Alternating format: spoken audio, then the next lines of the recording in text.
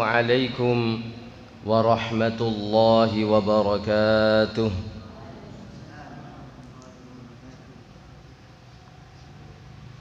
بسم الله الرحمن الرحيم.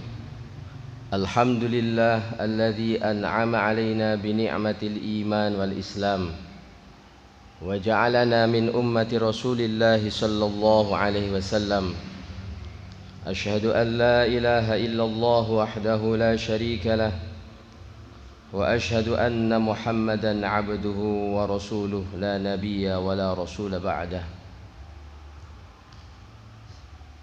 وقال الله تعالى في القرآن العظيم: أعوذ بالله من الشيطان الرجيم.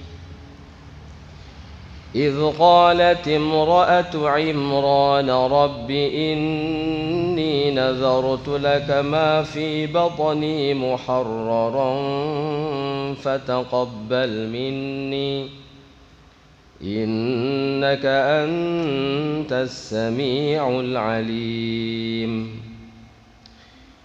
فلما وضعتها قالت رب إني وضعتها أنثى والله أعلم بما وضعت وليس الذكر كالأنثى وإني سميتها مريم وإني أعيذها بك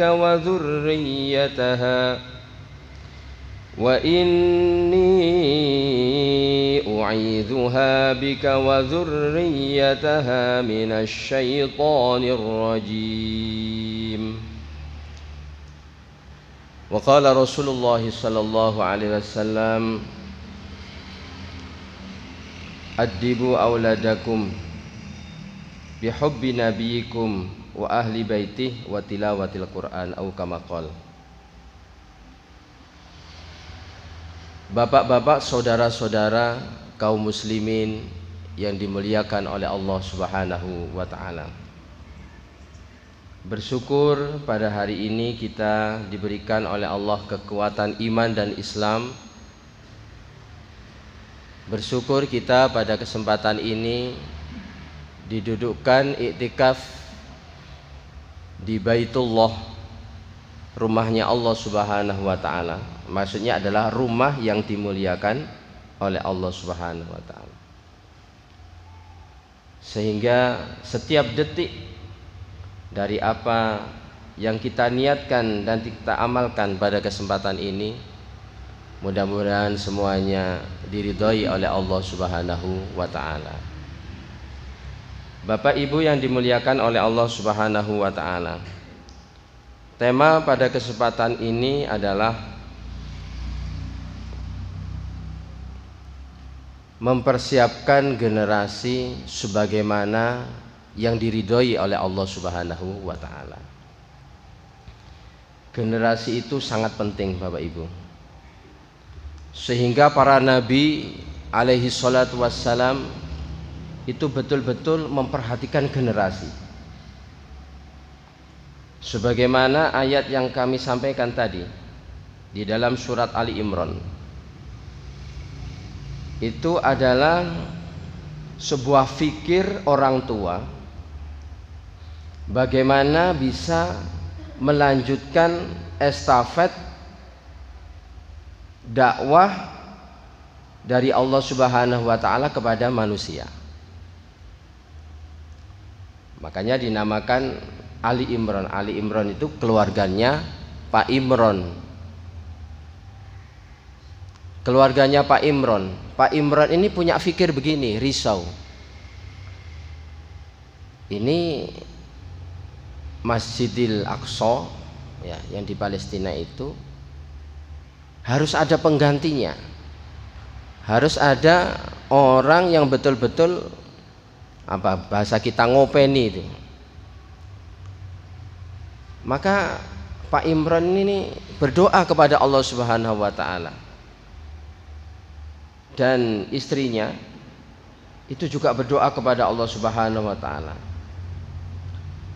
Sampai-sampai dia mengatakan, Inni nazartu laka ma fi batni muharraran fataqabbal minni. Ini doanya kepada Allah Subhanahu wa taala. Orang itu, Pak, nazar, mengatakan nazar itu kalau sudah kepepet napa mboten? Sudah kepepet. Ini sudah lama saya ini tidak dikasih anak ini. Sudah saya sekarang nazar, ya Allah. Pokoknya saya nanti kalau sudah punya anak laki-laki, mintanya laki-laki. Saya punya anak laki-laki sudah khusus untuk mengabdi kepada masjid di Palestina itu. Pokoknya sudah.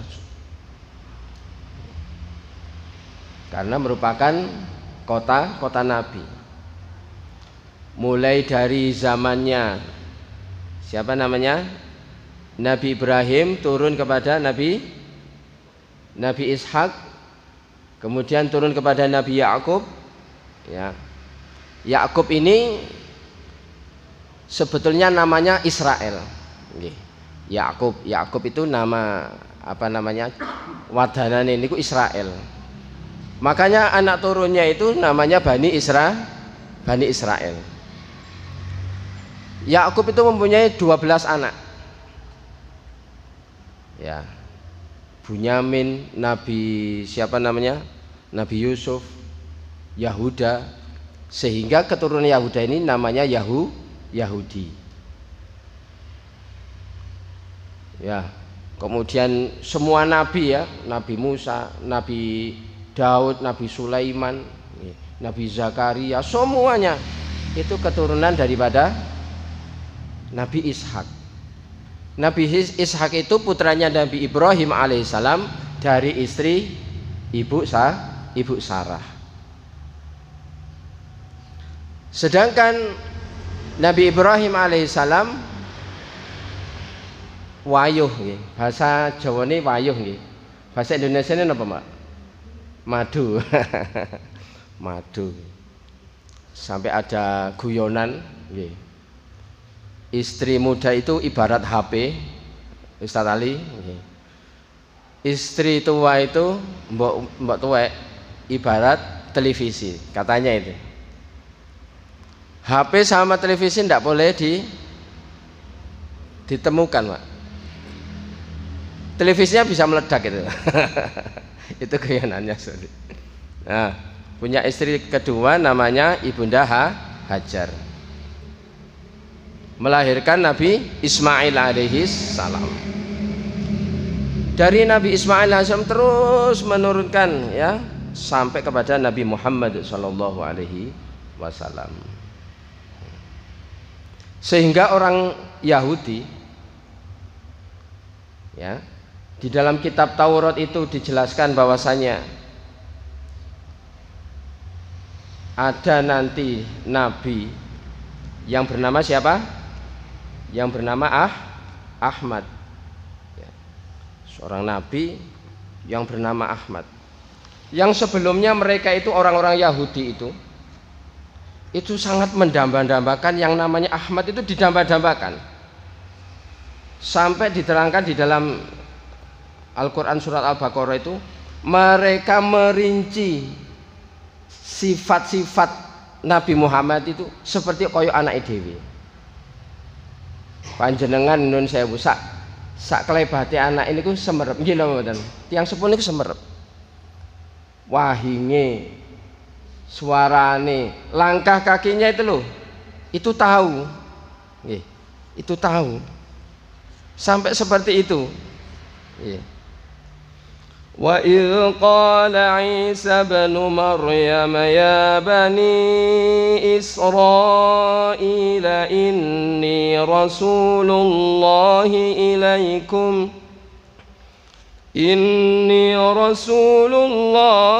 ilaikum musaddiqan lima baina yadayya minat Taurah مصدقا لما بين يدي من التوراة ومبشرا برسول يأتي من بعد اسمه أحمد فلما جاءهم بالبينات قالوا هذا سحر مبين.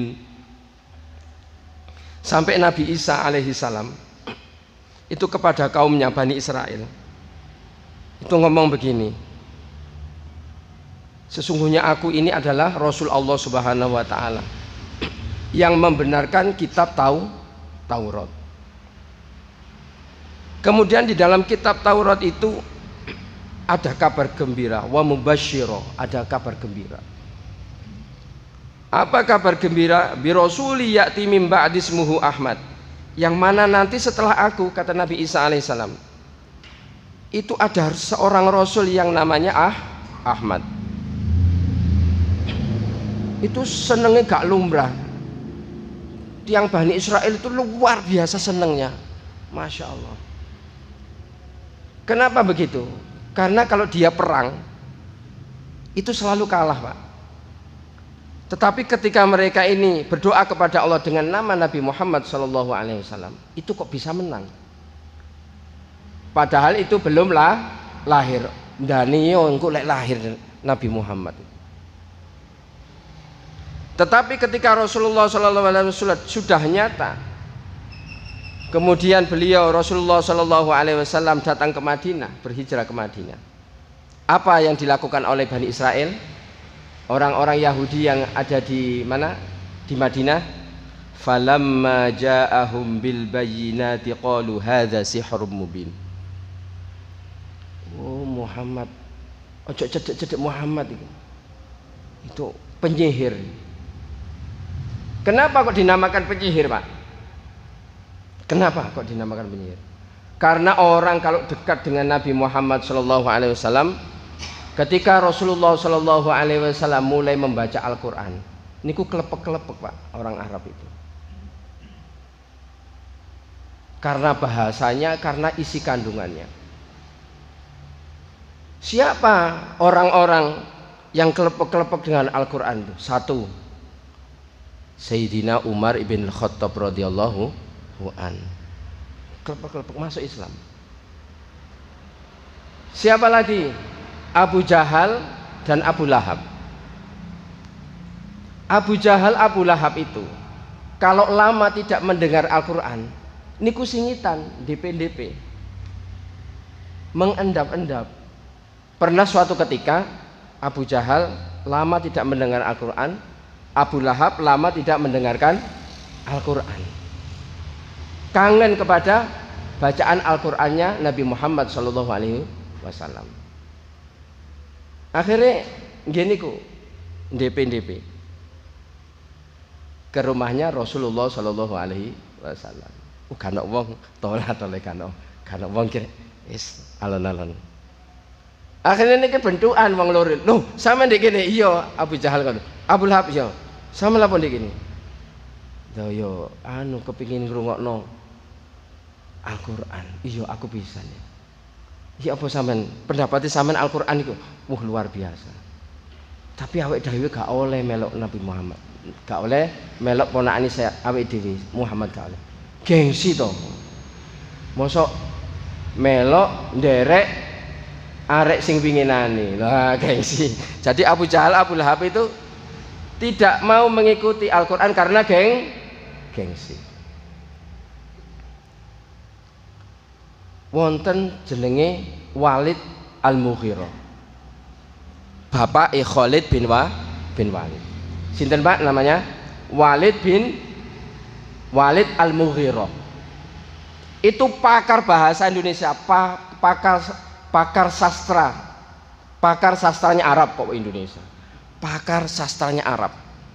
Itu kalau ada lomba buat sastra Arab puisi, itu jurinya beliau itu. Bapaknya siapa? Khalid bin Walid. Kafir. Walid Al-Mughirah itu kafir. Ketika Al-Quran turun kepada Rasulullah SAW, maka Walid Al-Mughirah itu protes. Kenapa Al-Quran kok tidak turun kepada saya? Kok turun kepada Al-Ummi? Siapa Al-Ummi? Rasulullah SAW. wasallam. Nabi Muhammad ini mboten saged nulis, mboten saged maca, mboten saged. Apa rahasianya? Kenapa kok tidak bisa membaca, tidak bisa menulis? Supaya Al-Quran tidak tertuduh itu buatan Nabi Muhammad. Jadi itu kelebihan, bukan kekurangan Nabi Muhammad. Ya, supaya Al-Quran tidak dituduh, oh ini lho gawenane Muhammad, bukan buatannya. Itu yang menyatakan siapa? Ahli bahasa Arab. Siapa itu namanya? Walid Al-Mughirah. Dia protes kepada Allah, ya Allah, kenapa Al-Quran itu kok turun kepada Al-Ummi, orang yang tidak bisa membaca, tidak menulis. Saya ini loh pakarnya bahasa, saya ini lebih layak untuk mendapatkan Al-Quran. Maka Walid Al-Mughirah itu selalu kangen kepada bacaan Al-Quran, selalu datang kepada Rasulullah SAW. Kemudian pulang ke kaumnya menceritakan Al-Quran, kehebatan Al-Quran sungguh luar biasa. Abu Jahal sama Abu Lahab nggak terima, Pak. Datang kepada Walid Al-Mughirah. Mas, sampean ikutkan tokoh di sini. Masa ikut-ikut anak kemarin itu, ponakan saya yang kemarin, yang ketika sunat saya pangku itu, umpamanya bahasanya seperti itu. Kok ikut anak kemarin? Loh kenapa? Wong itu Al-Quran itu saya yakin itu bukan buatan Muhammad. Oh, Muhammad tidak bisa nulis, tidak bisa baca. Itu memang kalam ilahi. Coba sih Mas, jenengan ceritakan Al-Quran. Oh, Al-Quran itu tidak ada satu kata pun yang tidak indah, semuanya hebat semuanya. Padahal dia kafir. Walid Al-Mughirah itu kafir. Akhirnya Abu Lahab dan Abu Jahal mengumpulkan harta. Ayo patungan kabeh. Semua kabilah ayo patungan. Buat apa Abu Lahab? Buat nyogok si Walid Al-Mughirah. Padahal dia itu orang pejabat kaya raya, Walid Al-Mughirah. Kira-kira Pak, kalau orang kaya, terhormat, akhlaknya baik, oh beliau itu seperti itu, Walid Al-Mughirah itu. Orangnya disiplin, idealis, kira-kira sing gawe nyogok niku duwike 1 juta, 2 juta, apa miliaran Pak kira-kira. Kalau menurut pemahaman kita. Kudu sing larang, kudu sing akeh, mungkin nyogok wong hebat, wong top. Nah, ketika ada harta yang banyak sekali, jenenge wong atine iki rada geser. Ya apa Kang, lek wis sampean ndelok iki dinar dirham sing akeh ngene iki, onta yang begitu banyak ini gimana tuh? Gak iso. Al-Quran wis pokoknya top, wis gak ono sing iso ngandani. Akhirnya dirayu sama Abu Jahal dan Abu Lahab.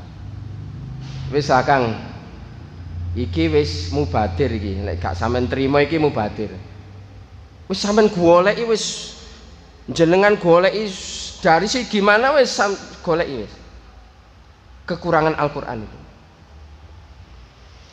Akhirnya wis iki musuh wong-wong ruwet iki apa iki? Ya wis. Beri saya 1 minggu. Ya, 1 pekan, beri saya 1 pekan, 7 hari. Untuk memikirkan di mana letaknya kekurangan Al-Quran. Sampai begitu, Pak. Profesor doktornya sastra Arab itu sampai ngomong begitu. Akhirnya dikasih waktu 7 hari. Diparani malih. 7 hari ini diparani malih kali Abu Jahal dan Abu Lahab. Ya apa Kang? Aku sik durung nemu iki. Gode-gode gitu. Walid Al-Mughirah. Wis ngene wis. Kesimpulannya ngene. Nah, niki eleke wong Arab. Tidaklah dan bukanlah Al-Quran itu kecuali itu sihir. Wah begitu wis. Wis entek-entekane ngoten. Pokoknya orang Arab itu lek wis kalah entek-entekane kamu penyihir. Wah, wis ngoten wis gak iso. Sebabnya apa? Al-Qur'an itu adalah mukjizat. Mukjiz itu artinya mengalahkan. Semua bahasa itu dikalahkan dengan yang namanya mukjizat, yaitu Al-Qur'an. Makanya mukjizat itu sesuatu yang bisa mengalahkan semuanya. Contoh ngeten, Pak. Ada orang pamer istri, iki lho bojoku paling ayu. Sampeyan iso golekno bojo sing iso ayu. Digolekno, iki ana sing lebih ayu. Berarti bukan mukjizat karena bisa tandingi. Wonten tiyang niku ten Arab niku pamer kuda. Kuda sing hebat, sing kuat, sing tercepat. Kuda pilihan. Harganya mahal, dipamerno. Iki lho kuda perang sing terhebat. Sampeyan iso golekno, digolekno. Ada ternyata. Oh, berarti ini bukan mukjizat. Tapi Al-Qur'an adalah mukjizat. Sampai seperti itu Al-Qur'an. Subhanallah. Nah, falamma ja'ahum bil bayyinati qalu hadza sihrun mubin. Ketika Rasulullah sallallahu alaihi wasallam datang berdakwah, iki loh saya nabi. Beliau memproklamirkan dirinya, iki loh aku nabi. Apa yang sikapnya orang Bani Israel? Mereka tidak mau mengakui.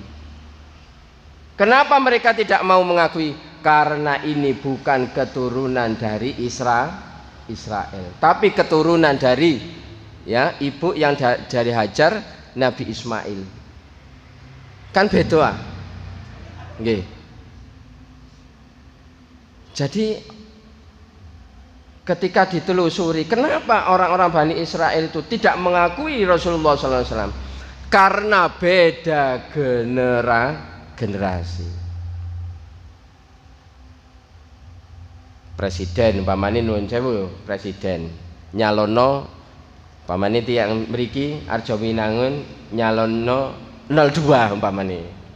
Sing dadi 01 gak gelem ngakoni umpama ngono. Wes untuk jagoku. Seperti itu. Paham Pak ya? Kenapa Bani Israel orang-orang dari Bani Israel, umatnya Nabi Isa alaihissalam semuanya nih, kemudian umatnya Nabi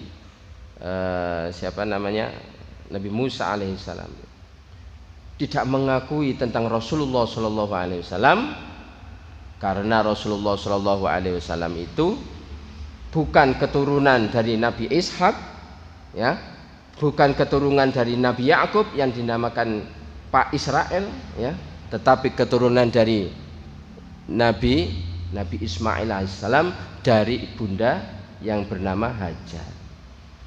Sudah clear ya? Sampai segitunya Pak, mereka itu mempermasalahkan generasi itu sampai sebegitunya. Nah, kita kembali kepada ceritanya Imron tadi. Gimana ya supaya kita itu mendapatkan di generasi sangat penting sekali.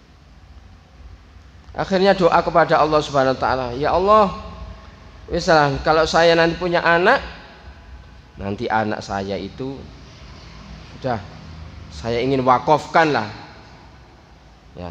ke Masjid Palestina itu. Hadirin dimuliakan oleh Allah Subhanahu wa taala, ketika lahir istrinya itu ternyata bukan laki-laki. Laki-laki ini kan mboten saged dadi imam, tapi perempuan. Namanya siapa? Maryam. Maryam itu artinya apa? Yaitu anak yang spesial yang terhindar dari maksiat, itu namanya artinya Maryam. Ya. Akhirnya ada perasaan napa nggih, rada gak enak ini orang tuanya.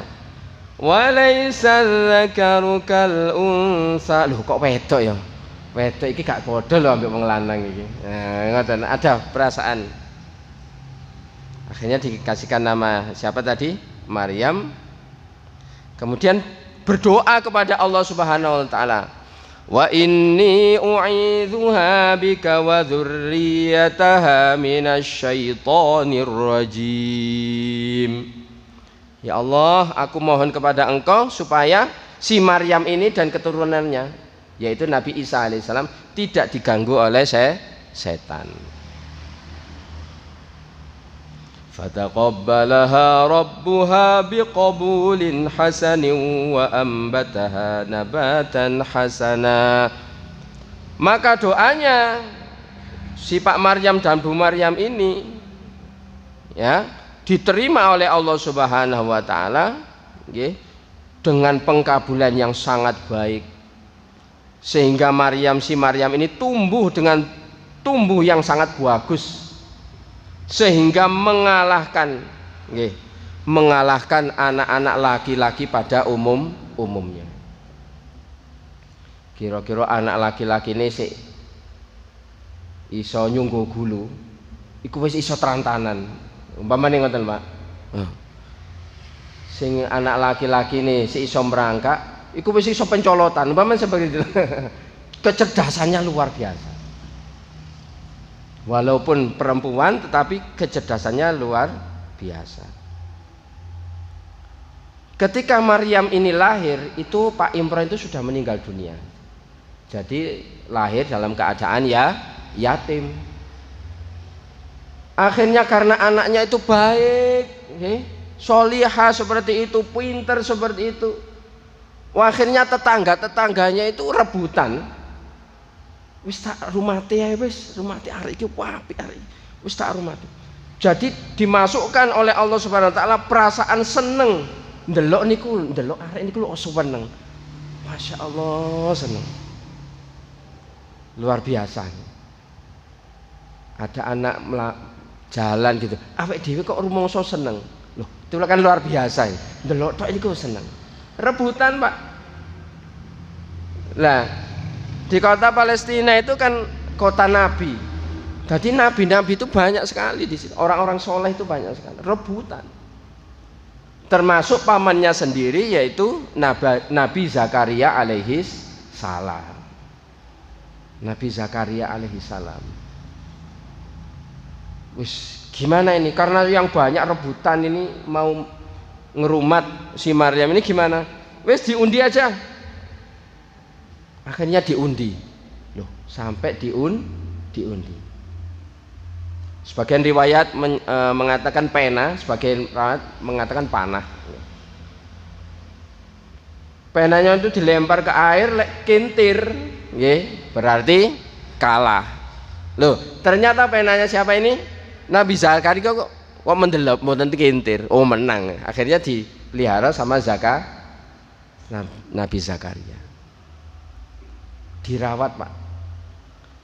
Di dalam sebuah ruangan di Masjid Palestina itu. Kalau panjenengan membaca di dalam tafsir, salah satu sebuah tafsir itu ada riwayat yang mengatakan bahwasanya kalau mau masuk itu, kalau mau menuju kamarnya siapa ini namanya, kamarnya Maryam itu melewati 17 pintu, Pak. Diriwayatkan seperti itu. Kita bisa membayangkan. Jadi wangel mau menemui Maryam itu wangel gitu. Angin.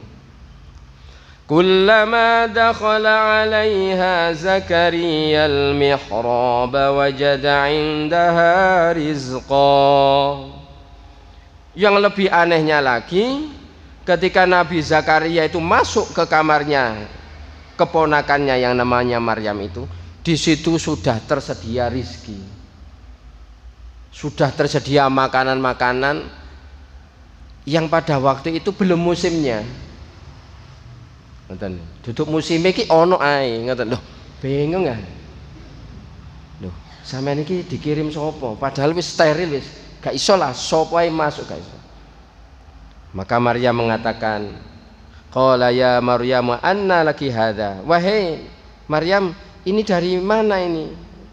Nabi Zakaria bertanya, qalat huwa min indillah, ini semuanya adalah dari Allah Subhanahu wa taala. Dijaga oleh Allah Subhanahu wa taala karena ketakwaannya kepada Allah, doanya orang tua. Wa man yattaqillaha yaj'al lahu makhraja wa yarzuqhu min haitsu la yahtasib.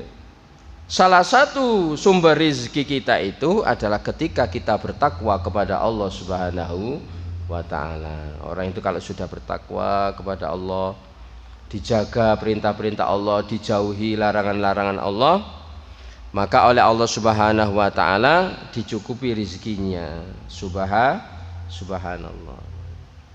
Maka kepada anak kita begitu, jangan susah, ya.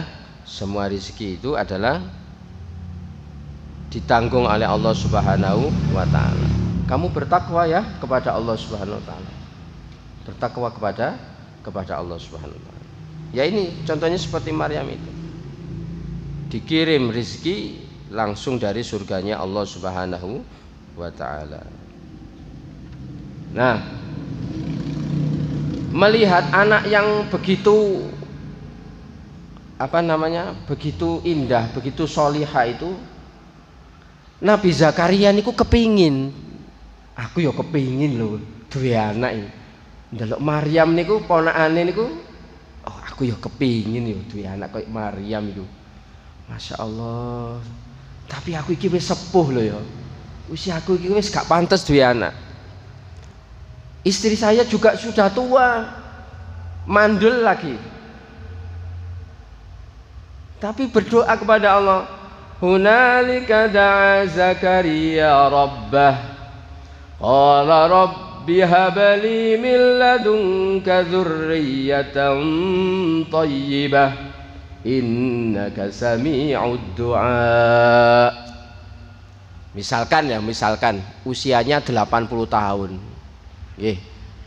Nabi Zakaria umurnya pinten Bu? 80 tahun. Istrinya usianya 70 tahun umpama. Kira-kira minta anak kepada Allah kira-kira cocok no mboten Bu? Kira-kira Bu? Usianya wis 80 tahun. Kalau kata kedokteran, wah ini nanti bahaya ini. Gak bahaya ta? Tapi karena Nabi Zakaria itu tawakalnya kepada Allah itu luar biasa. Aku iki lho gak duwe anak. Ketika memelihara, merawat siapa namanya Maryam anaknya solihah seperti itu. Akhirnya kepingin, aku iki kepingin duwe anak. Kalau saya nanti gak punya anak gimana yang meneruskan dakwah saya ini sopo?